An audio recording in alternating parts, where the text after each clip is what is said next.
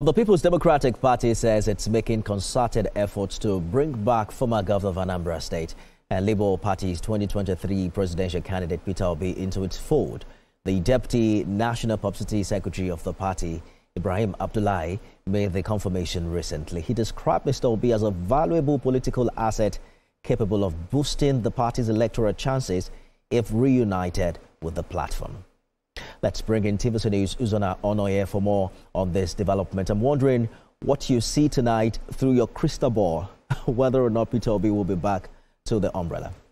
It will be quite difficult to give a straightforward answer, but we just have a conversation, and maybe at the end, I'll bring back the question to you to answer. Okay, so let's begin by still considering what the Deputy National Publicity Secretary said. He was emphatic, yes, he is our product, referring to Mr. Peter Obi. He is our product. We want to get him back inside indeed. He is a very great capital. If you read the entire text, you will find out that he also referred to the outcome of the 2023 election where Mr. Peter Obi had over 6 million votes on the platform of the Labour Party. But let's go a bit further. What we are going to consider is just in three parts. What will PDP gain in case Mr. Peter Obi decides to go back to the PDP? Will Peter Obi respond to that call to return to the party? And finally, what level of chances does he have in PDP if he decides to go back to the party? So let's begin with what will the PDP gain? PDP is in a desperate need for to regain relevance after years of, so to say, turmoil, after years of rough history. Since 2015 that he left office, he lost the presidency. PDP has not really found its feet again as one of the largest party in Africa. In fact, at the point in time, it was said to be the largest party on the continent. But since 2015, it has been struggling. But up to date, the PDP still has national structure all across the country. There's no doubt about that. Nobody can debate that successfully.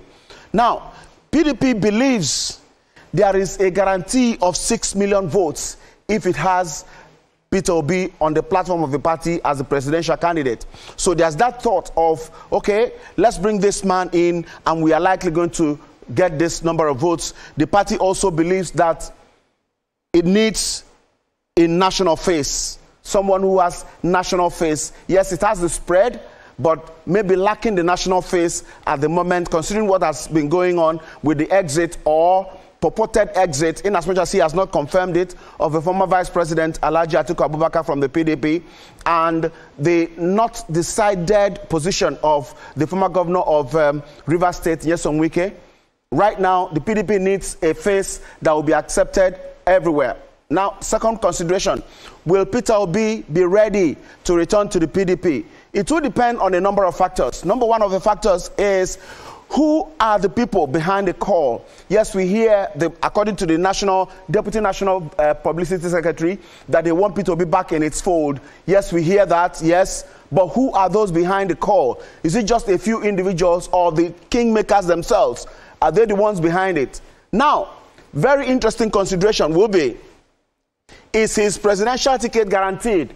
Because whatever you give to Peter Obi without the presidential ticket will not be acceptable. But Peter Obi is not used to running in the primaries. So if you organize primary, Peter Obi may not be interested in running in the primary. He will prefer an arrangement that is concluded and sorted, that he comes in and gets the presidential ticket of the party. I said that he is not used to running in the primary because he has never contested in the primary before.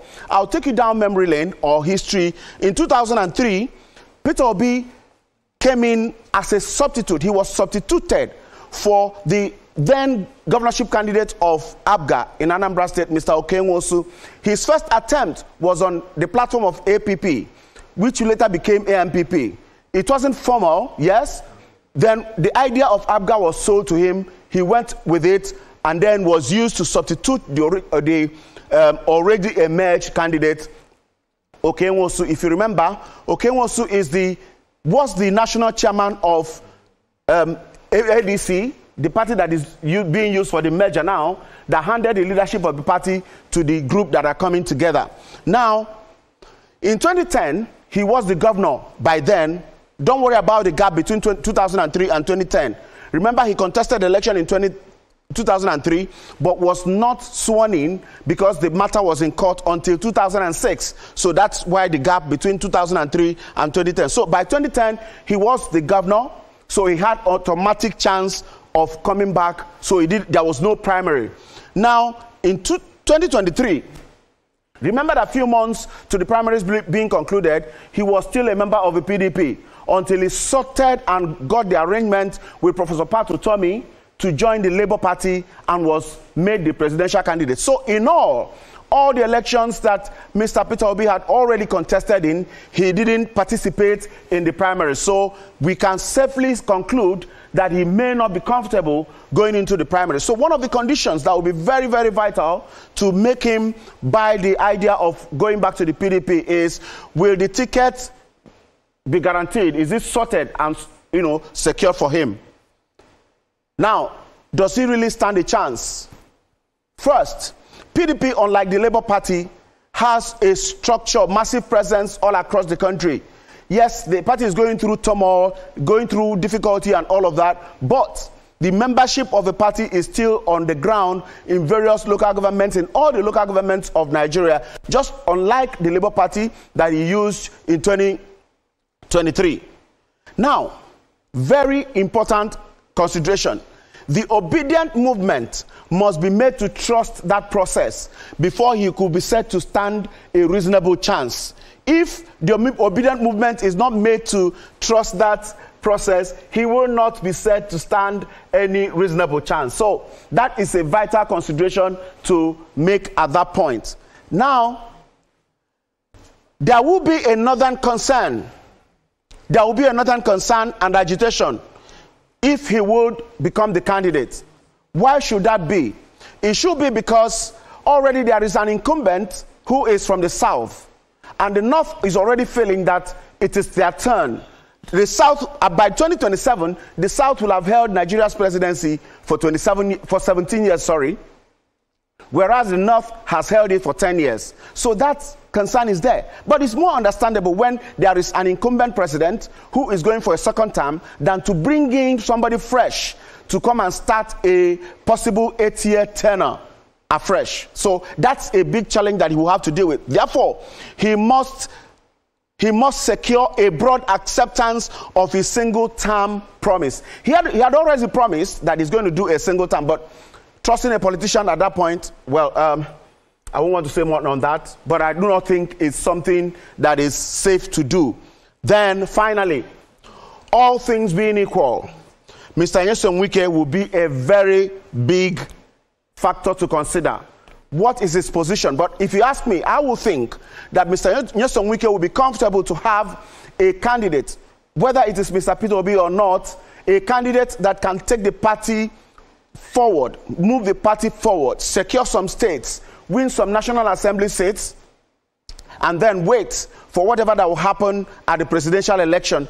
Winning the presidential election is not likely to be for the PDP, it's not likely to be the interest of Mr. Wike, who has a job with the APC federal government. So he will want to protect his job first of all, before thinking of anything. So put all of this together. Nifemi, I'm coming back to you with that question.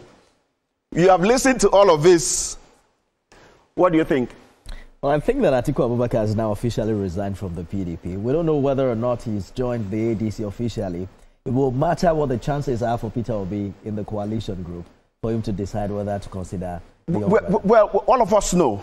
I mean, if Alhaji Atiku Abubakar is in the coalition in the ADC, the chances of Mr. Peter Obi being the presidential candidate is 10%. Interesting days ahead. They say never because you never can tell. But that's a fantastic analysis.